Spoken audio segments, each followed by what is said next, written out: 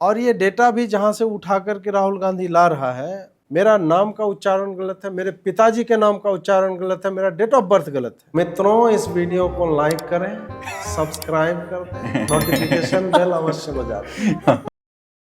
आपको क्या लगता है वोट चोरी पॉसिबल है? और इलेक्शन कमीशन के द्वारा जो डिस्क्रिपेंसीज हमें देखने को मिल रही है वोटर लिस्ट में, वो किस हद तक सही है? भारत में 900 मिलियन वोटर्स हैं, 90 करोड़। और कोई भी आप दुनिया का कोई भी डेटा सेट उठा लो जिसको ह्यूमंस फीड करते हैं कंप्यूटर पे, मतलब पहले हाथ से फॉर्म होगा, उसके बाद फीड किया जाएगा। एरर रेट कुछ तो होगा, 1%, नॉर्मली 5% प्लस माइनस लेकर के चलते हैं। 90 करोड़ का 1% कितना होगा? 90 लाख। मतलब मान के चलते हम लगभग 1 करोड़ डिस्क्रिपेंसी होगी। हाँ। मान के चलते अभी कितना आया है डिस्क्रिपेंसी? 1 करोड़ आया है क्या? नहीं आया। ठीक है, ये एज्यूम किया जा रहा है। और ये डेटा भी जहां से उठा करके राहुल गांधी ला रहा है, उस डेटा को जिसने प्रोवाइड किया था वो माफी मांग चुका है। बाकी भी जो वो डेटा जहां से ला रहा है वो ऑथेंटिकेटेड इलेक्शन कमीशन का डेटा नहीं है। वो जो उन्होंने प्रेस वो कॉन्फ्रेंस कहाँ, की वो थी। जो 7-7 फीट का बोल रहा है ना, वो हाँ। इलेक्शन कमीशन का डेटा नहीं है तो साइन करके दे दो ना, जो तुमसे अपेक्षित है। अगर है तो साइन करके दे दो। उसके बाद भी मैं बताता हूँ कि आपके पास भी वोटर आई कार्ड होगा। वोटर आई कार्ड क्यों होता है हमारे पास? हमारी नागरिकता सुनिश्चित करने के लिए कि मैं यहाँ का नागरिक हूँ, I am one of the citizens of this nation and I can vote, that's it. उसका इतना ही है पर्पस। उसमें पता में क्या लिखा हुआ है, उसमें तुम्हारा डेट ऑफ बर्थ क्या है, 18 साल से ऊपर है ना, बात खत्म है। उसका और कोई पर्पस नहीं हुआ। आपका रेजिडेंस का प्रूफ नहीं है।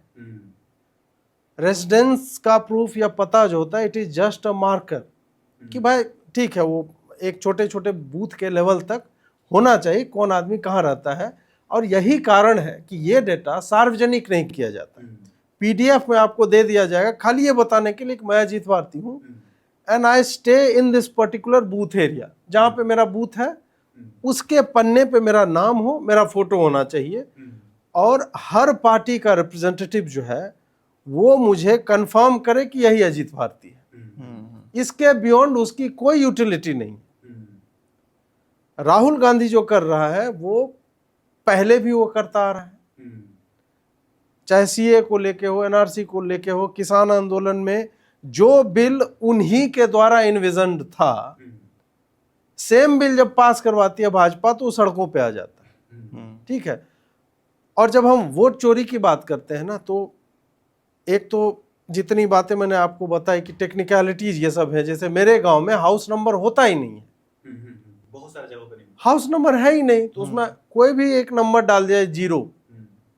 वार्ड नंबर यदि मेरा 6 है तो हो सकता है हाउस नंबर भी 6 ही डाल दिया जाएगा उसमें। अब उसमें आया कि गया में इस गांव में एक ही घर में रहते हैं 600 लोग। Is that possible? 600 आदमी कैसे रहेगा? इसका मतलब है कि अगर तुम उसको एज्यूम कर रहे हो कि एक ही में रह रहा है या सब झूठ है, प्रूव इट कि वो 600 लोग एग्जिस्ट करते हैं। 600 आदमी कौन रहेगा वहां पे? जो इनवैलिड है, इलीगल है, अवैध टाइप के लोग रहेंगे। तुम प्रूव कर दो ना कि ये 600 लोग जिनका नाम तुम बोल रहे हो इस घर में है, they don't exist on ground, उस गांव में नहीं रहते। ये प्रूव कर दो तो हम मान लेंगे कि भाई चोरी हो रही है वोट की। वो भी नहीं कर पा रहे हो। 45 दिन का सीसीटीवी फुटेज होता है, 45 दिन सुप्रीम कोर्ट का गाइडलाइन है कि आपको आपत्ति है। तुम तो यार 90 चुनाव हारे हो, 45वें के बाद से तुमको लगना चाहिए कि मेरे साथ साजिश हो रही है कुछ। 2014 में होना चाहिए, है ना?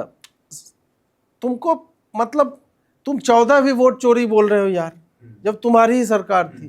कर्नाटक में वोटर्स के लिस्ट में डिस्क्रिपेंसी बता रहे हो जहां तुम्हारी सरकार है।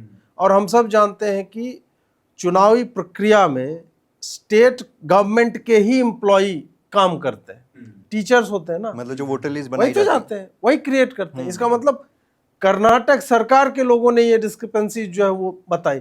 और फिर मैं बोल रहा हूँ कि जो महादेवपुरा की वो बात कर रहा है, ये केवल और केवल एलिगेशंस हैं, कुछ भी साबित उससे नहीं हो रहा है। वही केस क्या धूलिया या कौन सा कॉन्स्टिट्यूएंसी महाराष्ट्र में था, हाँ धुड़े जिसमें धुड़े मालेगांव आ जाता है, मालेगांव सेंट्रल छठा कॉन्स्टिट्यूएंसी है जिसमें पर बीजेपी वोट उधर का कितना 4200 वोट पड़ा, समझ। तो बाकी 5 में लीड कर रही थी भाजपा ठीक ठाक से, और केवल एक छोटे कॉन्स्टिट्यूएंसी में मुस्लिम आबादी अधिक है, इसलिए वो पूरा का पूरा पलट जाता है। तुम उसको क्यों नहीं उदाहरण बना रहे? और इस तरह के उदाहरण है नहीं क्या लोकसभाओं में? आप क्योंकि बहुत अधिक वोटर होते हैं, कुछ पॉकेट्स ऐसे होंगे मुस्लिम बहुल इलाके में या हिंदू बहुल इलाके में जो कंप्लीटली बाकी के रीजन से एकदम 180 डिग्री अपोजिट जाकर के वोट करते हैं। तो ये क्या है? ये कोइंसिडेंटल चीजें हैं जिसको आप प्रूफ बना के पेश नहीं कर सकते हो कि यहाँ पे धांधली हुई है, क्योंकि आपके पास ऐसा कोई डेटा नहीं है उसको प्रूव करने के लिए इतने लोगों ने किसको वोट दिया। नहीं, दिखा भी उसी जगह का रहे हैं जहाँ बीजेपी जीती हो, वहां का नहीं दिखा रहा जहाँ कांग्रेस जीतती हो। और आप तौर पर देखिए कि जो म्यांमार से आ रहे हैं, जो बांग्लादेश से आ रहे हैं, उनके हम देखते हैं कि बहुत सारे डॉक्यूमेंट्स है, फेक डॉक्यूमेंट्स है, उस पर तो नहीं बोलेंगे ना अगर वो वोट भी देते होंगे। बिहार मतलब तुम क्या बोले हो कि डिस्क्रिपेंसी जो है समाप्त हो जाए, ठीक है, बिहार में SIR क्यों हो रहा है? उसी कारण से हो रहा है जिसके लिए तुम लाठी लेके निकले हुए बाहर, वही काम हो रहा है ना बिहार में। वहां पे लेकिन तुम कह रहे हो कि नहीं ये मत करो, ये तो दलितों, अल्पसंख्यकों, पीड़ितों और अति पिछड़ा वर्ग के विरोध में है। तो जो इलीगल ये कितना मतलब विरोधाभासी बात है कि एक जगह तुम बोल रहे हो कि सही करो वोटर लिस्ट, जहां हो रहा है वहां तुम्हें समस्या हो रही है।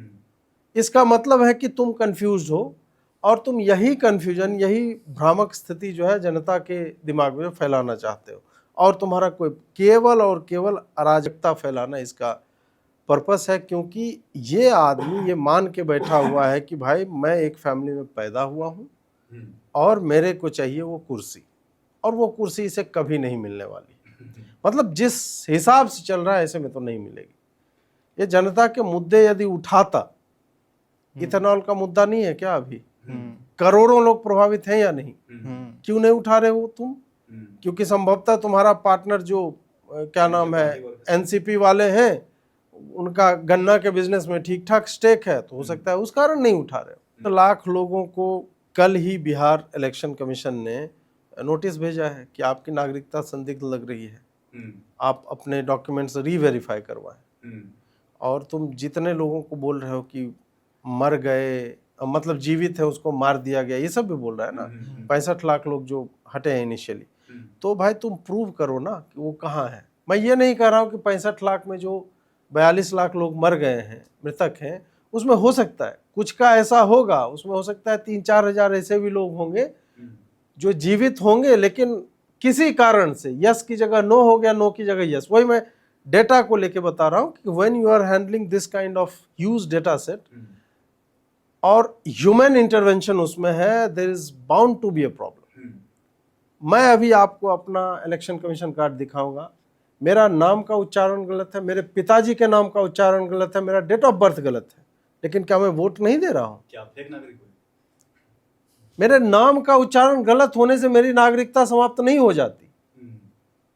या मैं अपने घर पे नहीं रह रहा हूं और कोई जो है जाकर के लिखवा दे कि नहीं ये आदमी एग्जिस्ट ही नहीं करता, तो मैं अपील कर सकता हूं, उसका प्रोसेस है। 1 महीने का समय इसीलिए दिया गया। और दुर्भाग्य यह है कि इनके 17,000 इनके अपने बूथ लेवल रिप्रेजेंटेटिव जो होते हैं वो हैं इनके पार्टी के प्रतिनिधि, 47,000 राजद का है। तो भाई तुम बोल रहे हो इतने लाख मिसिंग है, तो एक भी क्यों नहीं फाइल की अपील तुमने? आज 30 तारीख है, कल 31 है अगस्त, और कल जो ये समाप्त हो जाएगा। अब इसके बाद आप अपील नहीं फाइल करोगे, अब देखना कल के बाद ये फिर लेके आएंगे कि फलाना है ढिमका है। मतलब सारा कुछ जो है जब हो चुका है, तुमको 1 महीने का टाइम दिया गया। केवल कम्युनिस्ट पार्टी ने इस पे फाइल किया है लगभग 15,000 या कुछ इतने लोगों का कि भाई इसमें कुछ कुछ समस्या है, इसको सही कर दीजिए। तो चुनाव आयोग ने बोला कि हम सही करेंगे। 6.5 लाख के लोग लगभग लोग हैं जो 18 वर्ष के हुए हैं, वो कहे कि हमारा छूट गया है, आप हमें एनरोल कर दो, उनको भी एनरोल किया जा रहा। तो ऐसा नहीं है कि वो चुनाव आयोग दुकान बंद करके बैठ गया है। चुनाव आयोग ने कहा कि ठीक है, हम फेयर एंड स्क्वायर जो भी है, आपके पास प्रूफ है सिटीजनशिप का, आइए आप बताइए, 18 साल के आप भारत के नागरिक हैं और बिहार में रहते हैं, आपका हम नाम दे देंगे। पर जहाँ 60 लोग एक घर में रहते हैं, तो अगर वो वोट करने भी जाए तो क्या पॉसिबल है कि किसी के भी नाम पर कोई वोट कर पाए वहां पर, क्योंकि सभी पार्टी के रिप्रेजेंटेटिव्स वहां पर रहते हैं। वही तो नहीं है ना संभव। बात यह है कि यार तुम आंकड़ों को लेकर के बैठे हुए हो और तुम्हें वोटिंग प्रोसेस पता ही नहीं है कैसे होता है। ये तो पहले ईवीएम हैक्ड है ये भी कहते थे ना, चुनाव आयोग ने कहा कि ये रहा ईवीएम हैक करके दिखा दो। अब इन्होंने गाना चेंज कर लिया। नहीं हुआ ना, नहीं। ब्लूटूथ से हो जाएगा। यहां से जब हम चांद के विक्रम लैंडर को हम कंट्रोल कर सकते हैं तो क्या ईवीएम कंट्रोल, ये कौन सी बात थी भाई। अब ये माइक डमी है और इसको मैं बोलूं कि इसमें इलेक्ट्रॉनिक्स है, ये ब्लूटूथ से क्यों नहीं चल रहा है, कैसे नहीं चल सकता है भाई। ब्लूटूथ से चलने के लिए उसमें ब्लूटूथ चिप होना चाहिए, वो रेडियो होना चाहिए उसमें, तब चलेगा। इनका यह कि रिमोट से टॉय कार चल सकती है तो मैं जिस गाड़ी में बैठा हूं वो क्यों नहीं चलेगी। तो इस तरह के लॉजिक से आप चलोगे तो आप कहीं नहीं पहुंचोगे और राहुल गांधी कहीं नहीं पहुंच रहे हैं।